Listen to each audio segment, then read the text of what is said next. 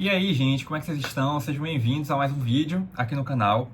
Hoje eu vou ler junto com vocês, vou mostrar, na verdade, eu vou ler aqui, mas eu vou falar com vocês no vídeo, um passo a passo completo da introdução do D1, do D2, né, o parágrafo de desenvolvimento e a conclusão, como fazer, de modo geral, como fazer uma redação padrão, modelo Enem, tá?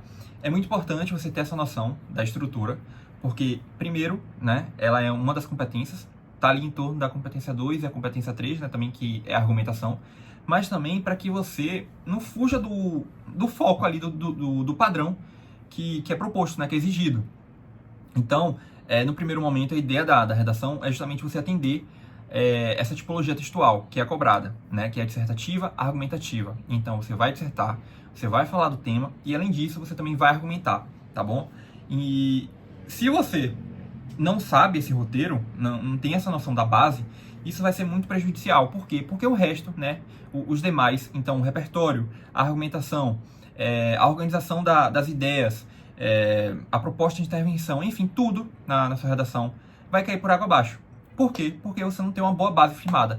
Isso é bem parecido também com o que eu sempre falo em matemática. Não tem como eu falar assim, ciclano, estude aqui log, ou então estatística, um assunto mais difícil de matemática, sendo que você não domina a base, né? Então, assim, você tem que dominar a base primeiro, para depois você ir para a parte mais avançada.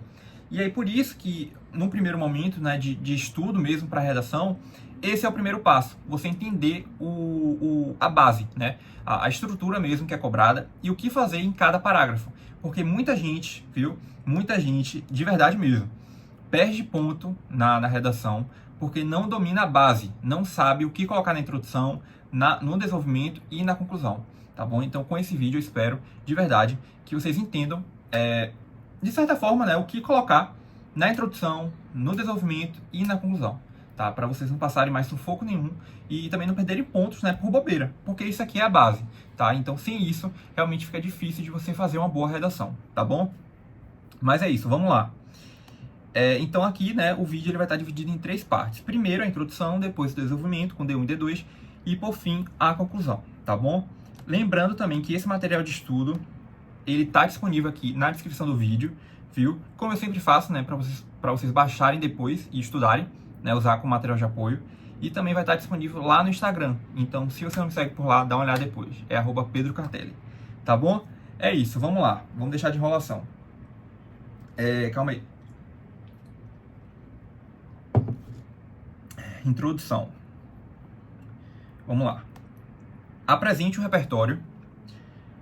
Calma aí, gente, pera aí. Tá. Apresente o repertório sociocultural. Iniciar o texto com o repertório é opcional, mas, se usar, você precisa relacionar com o tema, para que não fique incoerente. Caso não queira usar, basta iniciar a redação já abordando o tema. Em seguida, apresente a tese, que é seu posicionamento crítico diante do tema da redação, e o projeto de texto, aquilo que será discutido no D1 e D2, ou 2 causas, né, ou uma causa e uma consequência do problema. E por último, finalize a sua introdução retomando as ideias já mencionadas. E uma média legal para esse parágrafo é de 4 a 6 linhas. Então vamos lá, né, resumindo aqui o que eu coloquei nesse tópico da introdução. Falando da introdução primeiro, né? A introdução, como o nome já diz, é introduzir as ideias. Introduzir a parte inicial do seu texto. Então, é onde você tem que falar do tema da redação, de que se trata o texto, tem que ser colocado ali nesse parágrafo. Às vezes tem estudante que nem coloca. Então, assim, eu já estou lendo a redação, o corretor está lendo a redação e não sabe do que se trata. Gente, tem que colocar o tema da redação na introdução. Tem que falar de que se trata o tema logo do início, tá? E aí, aqui no início eu falei, né? Primeiro eu falei do repertório. O repertório, e eu vou falar um pouco mais à frente também, ele é facultativo na introdução, mas ele é obrigatório no desenvolvimento. Como assim, Pedro, facultativo? Você coloca se você quiser. Se você não quiser colocar, beleza. Então você já começa a redação já expondo o tema. Então, por exemplo, o tema é preconceito religioso. Aí você já começa. Pedro, eu não quero repertório na minha introdução, né? Então você já começa. É fato que o preconceito religioso é um problema que persiste de modo atemporal no país, na sociedade brasileira. Ponto. Entendeu? Você já está falando ali, logo no primeiro momento, de que se trata o tema, entendeu? Isso aí é nesse caso, nessa hipótese de não colocar um repertório. Se você colocar um repertório na introdução, aí você tem que relacionar com o tema. Por que eu tenho que relacionar com o tema? Porque se você não relacionar, o repertório ele vai estar solto. Não vai ter conexão, não vai ter ligação do repertório com o tema. Tem que ter essa relação. E aí você vai colocar o repertório, inicia falando do repertório. Então, por exemplo, é fato que na história, aí você conta lá algum período que retratou bem essa questão do preconceito religioso. E aí depois você coloca, né, você relaciona. Agora, nos tempos atuais, observa-se que o preconceito religioso, assim como foi retratado, né, depois de você ter citado ali o repertório, aí você mostra a relação do repertório, que tem a relação, com o tema. É isso, né? E aí depois, né, de você colocar o repertório e expor o tema da redação, você vem com a tese e o projeto de texto.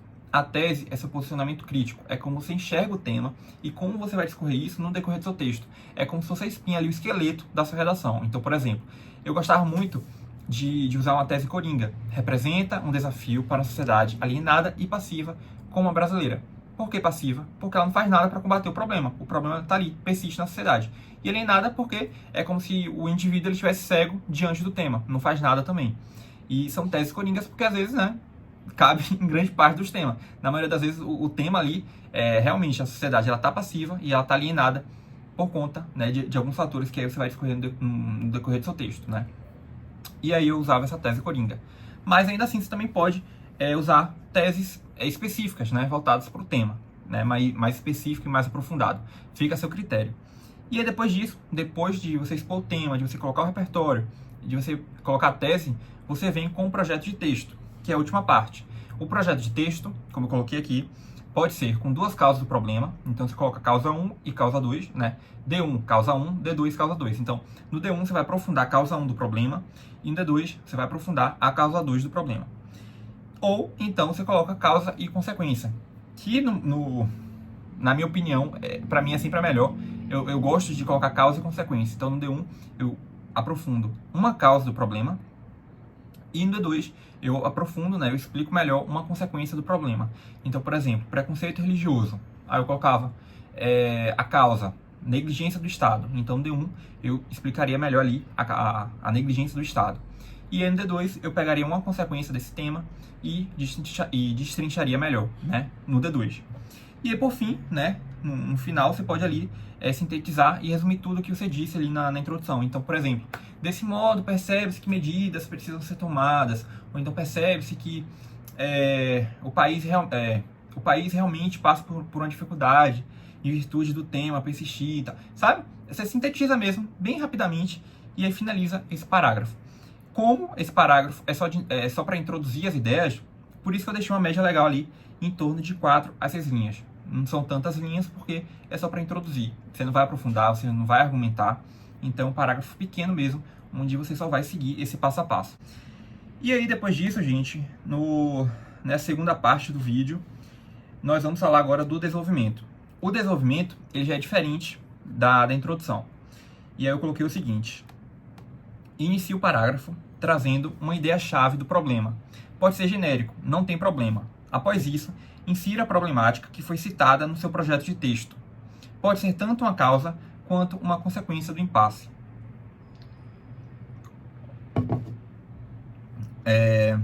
Depois, argumente. Ou seja, traga exemplos, explicações e tudo o que você pensa sobre o tema. Aqui é o momento de ser crítico. Em seguida, use um repertório sociocultural para enriquecer seu texto e, posteriormente, já relacione com o tema da redação, porque mostra coerência em sua redação. Por fim, conclua suas ideias sobre o tema. E uma média legal para esse parágrafo é de 7 a 9 linhas. Então aqui já é um pouco diferente da introdução. Na introdução a média era de 4 a 6 linhas. Aqui já é de 7 a 9, ou seja, aumentou. Por que aumentou? Porque no desenvolvimento é tanto no D1 como no D2 que você vai argumentar.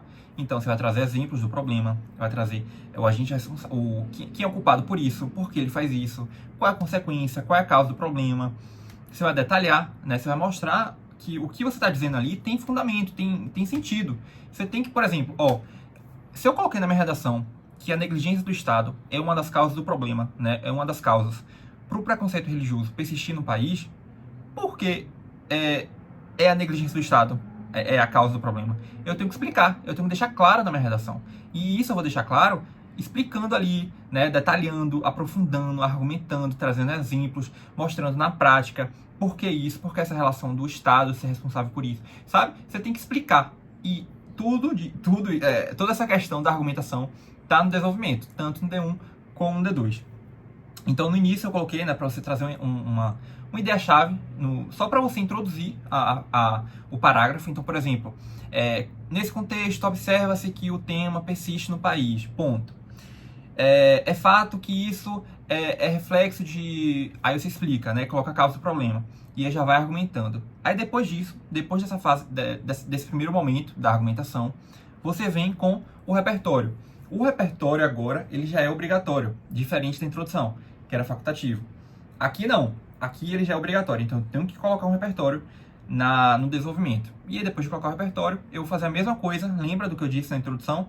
Vou fazer a mesma coisa, vou relacionar o repertório com o tema, mostrar a relação disso, né, dos dois, juntos também com o meu argumento, com os meus argumentos. E aí, por fim, você conclui suas ideias, sintetizando ali, né, deixando em torno de 1 ou 2 linhas para você concluir o parágrafo, né? Tanto o D1 como o D2. Bem tranquilo também. E aí, por fim, na conclusão, outra coisa também. Essa questão da quantidade de linhas, gente, eu botei uma média, mas também não precisa seguir a risca, viu? É só para vocês terem essa noção de que na introdução são poucas linhas porque você só está introduzindo as ideias. No desenvolvimento a quantidade já é maior porque você está argumentando. Então você precisa de mais linhas. Só para deixar o seu texto proporcional também. Isso aí muita gente peca e erra, por quê? Porque às vezes pega ali a introdução, coloca 8 linhas, 9 linhas, aí chega o desenvolvimento que tem que ter mais linhas, deixa em torno de 5, de 6 linhas. Tá errado, vai perder ponto. Por quê? Porque não está seguindo o padrão ali, a estrutura da redação do modelo Enem, tá? Por isso que é tão importante você ter essa noção mesmo da base, para que isso não seja um problema e um sufoco para você depois, né?